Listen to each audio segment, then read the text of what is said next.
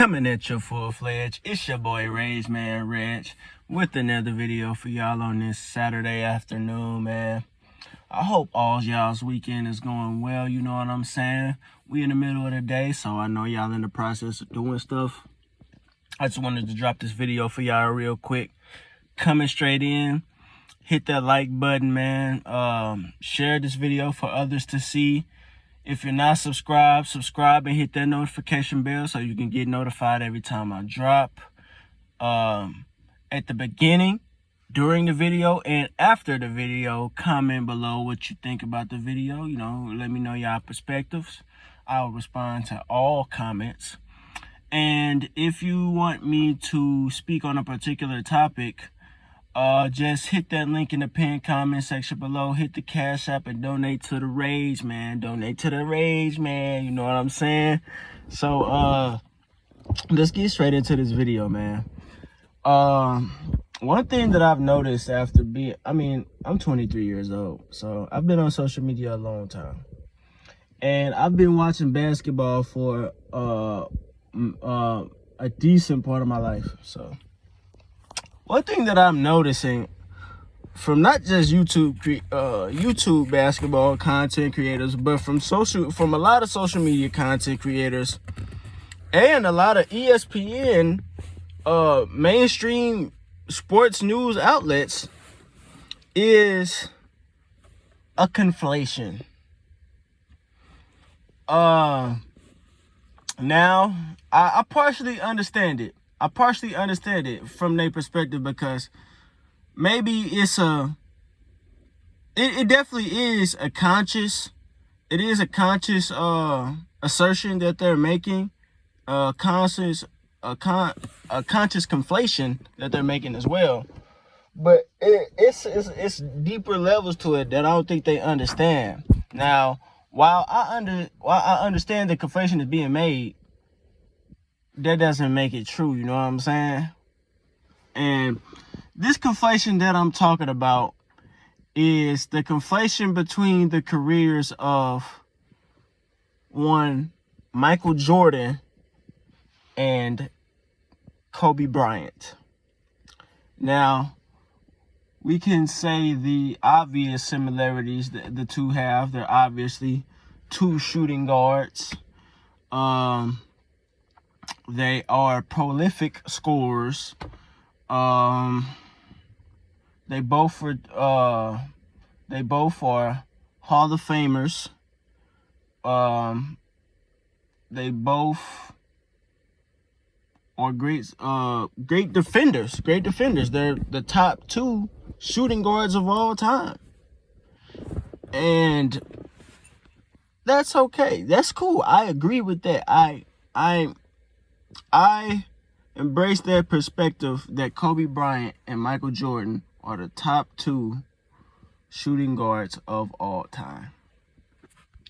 But one assertion I do not agree with is the conflation of the two's careers.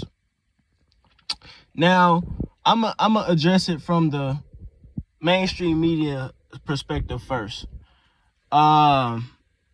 The mainstream media, before Kobe passed away, his untimely demise, I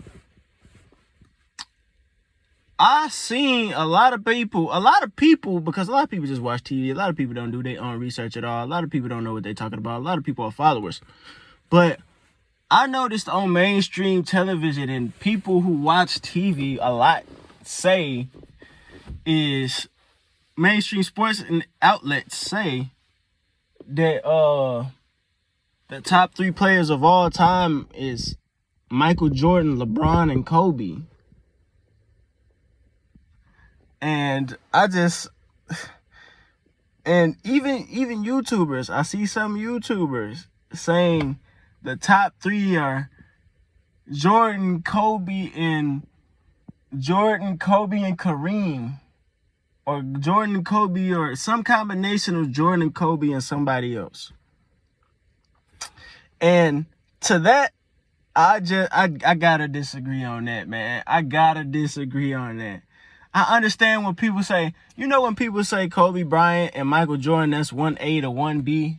That's pure, unadulterated, unmitigated cap. That's pure cap, man. I'm sorry. That's pure cap. You know what I'm saying? Saying they're 1A and 1B. Like, there's a lot of people don't address this because they got the same mentality. They are, damn. My man, shouts out to my man. I know he ain't on YouTube no more. Mainly, he ain't on YouTube primarily no more. He's primarily on Patreon. But shouts out to my man, Chronicles of Judah, man. He said something. I'm trying to think of what he said, but basically, yes, we already know that Kobe Bryant is a predecessor of Michael Jordan in various ways, and not just basketball ways. I mean, they obviously on the basketball court, they have Phil Jackson as their basketball coach, but Phil Jackson would not to take away from any of them, so any of their ability, but Phil Jackson was just as integral to their success as themselves, and that's not about ability. That's about handling the ability. And I'm putting italics on that, handling that ability. There's so many. Phil Jackson is the pinnacle of the triangle between Kobe Bryant and Michael Jordan. There's Phil Jackson at the top, Kobe at the right, and not LeBron, Michael Jordan at the left. You know, so, but that's on a deeper level. But we just gonna keep it basketball right now. There's a lot of people don't. I know what people say that that's 1A, 1B, but then I need y'all to stop saying that, because that's a conflation of both of their careers, and almost saying that Kobe Bryant and Michael Jordan are congruent, and that's just not true. That's not true. Michael Jordan, in my opinion, is the greatest player of all time, and at minimum, can be top 3. He's no lower than 3. He's no lower than 3. And my top 3 is Michael Jordan, Bill Russell, and Kareem Abdul-Jabbar. Kobe Bryant is a top 15 player.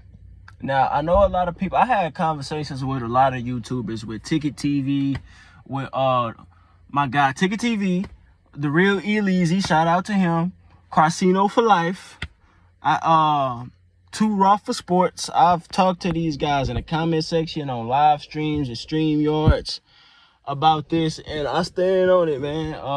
Kobe Bryant is not a top 10 player. He's a top 15 player, and with all those similarities he has with Michael Jordan, not just on the court, but mentality-wise, that quote-unquote Mamba mentality, which does not mean just hard work, but we just gonna keep it to basketball. They still got they got the similarity of the Mamba mentality. That doesn't mean they necessarily had the same thing in athleticism, because I'll say Michael Jordan is more athletic than Kobe Bryant. Kobe Bryant's probably a little bit more slim, a little bit more agile. Well, I wouldn't even say that if you're talking about Jordan in the early 80s, but he definitely had a little slimmer frame. What else? He didn't have the let's talk about it. Let's talk about the disparity. I got Kobe Bryant at number 12 as the 12th greatest player in NBA history, in professional basketball history.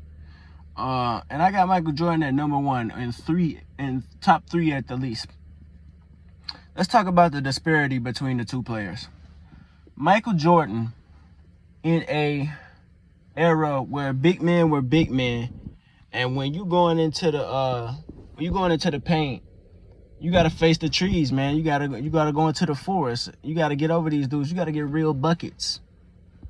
Michael Jordan in the late 80s, mid 80s, early 90s against the Knicks. In the mid 80s against the Larry Bird Celtics with the greatest front court of all time. Bird, Parrish, Bird, Parrish, McHale, and Walton in the late 80s against Rick Mahorn and Bill Laimbeer and Dennis Rodman. In the early 90s against Charles Oakleys and the Patrick Ewings. And in the mid 90s against Akeem Olajuwon, Shaquille O'Neal, David Robinson, those guys.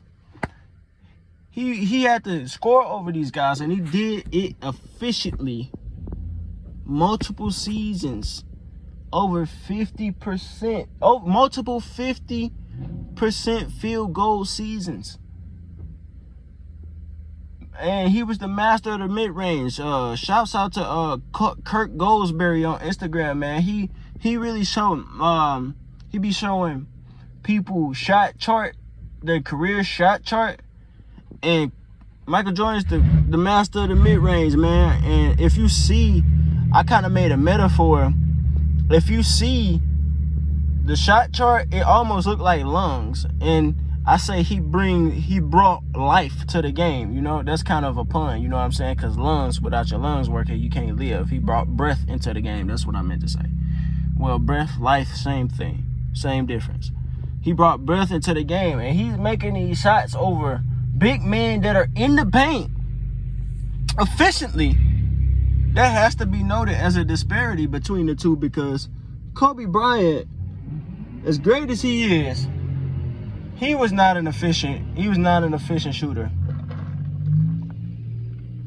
And to respond to the real Elise, yes, efficiency doesn't necessarily mean a win, but we've seen Kobe Bryant's career, and he can shoot you out. He can win you a game, and he can shoot you out of a game at the same time. And at the highest level in 2004, he shot 36% from the field and 18%. Well, in the 30s, he shot, I think it was 38% from the field and 17% from three. This is at the highest level against one of the greatest defensive teams of all time, and the Detroit Pistons in 2004, when they had Tyshawn Prince and Ben Wallace, Rasheed Wallace, Chauncey Billups, all those boys. They had the game plan, and their game plan was we just gonna let Kobe Bryant shoot. We cannot contain Shaq. And Shaq still had a dominant series.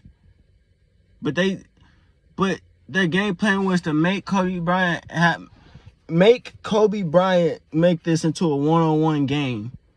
And on top of that, Kobe Bryant was not winning another championship without being named the Finals MVP. So if he did not win that Finals MVP, he had it dead set. We're not winning the championship. Because if they won another championship, somebody was leaving, and it probably would have been Kobe. Because Shaq was going to get that Finals MVP again. That's another disparity between them two. Kobe Bryant is 5-2 in the finals. 5-2 in the finals. Two of his finals are some of the... Well, his first finals loss, that is, outside of LeBron James in 2011, is the worst performance of any superstar in the NBA Finals. In his second finals loss, he didn't necessarily play bad like he did in 2004. He just got his ass kicked against a great team. Now, the 2008 Boston Celtics, we know they made the record for the best single season improvement. I think they went from 24 wins to 66 wins. In the NBA Finals, they had one of the biggest record margins in NBA Finals wins history. I think it was like, I actually don't know. It might have been in double digits, or it was like the high single digits. Who knows? But yeah, that he has two of the biggest losses. One was an upset, and one of them was just a beating. Like, he has two of the biggest losses in NBA Finals history of any superstar. And now we know Michael Jordan is undefeated in the finals. Now, if you want to compare, this is another thing you can do. You can compare their finals competition A lot of people compare LeBron James's finals competition to Michael Jordan's, but let's acknowledge Kobe Bryant's. Let's address Kobe Bryant's competition in the NBA Finals for all his championship wins. 2000, he faced a good Indiana Pacers team. I think they won around 52 to 54 games, 50 to 54 games that season in 2000, with Reggie Miller, Jalen Rose, the Davises, and the Hall of Famer Rick Smits. Yeah, man. That was their first championship. They won the 6 games. Kobe snapped though. We're not talking about his play though. We're talking about his competition. So, that's that. 2001 against the Philadelphia 76ers. Now, a lot of people say that team was trash. I don't agree that team was trash. That's a big overstatement that team was trash. It was actually a good team for its era. It was built around Allen Iverson. It was a defensive team outside of Allen Iverson. They had the 6th man of the year. They had the defensive player of the year. They had the league MVP, and they had the coach of the year. That has never happened outside of that team in NBA Finals history. So it wasn't a bad team, but they were facing a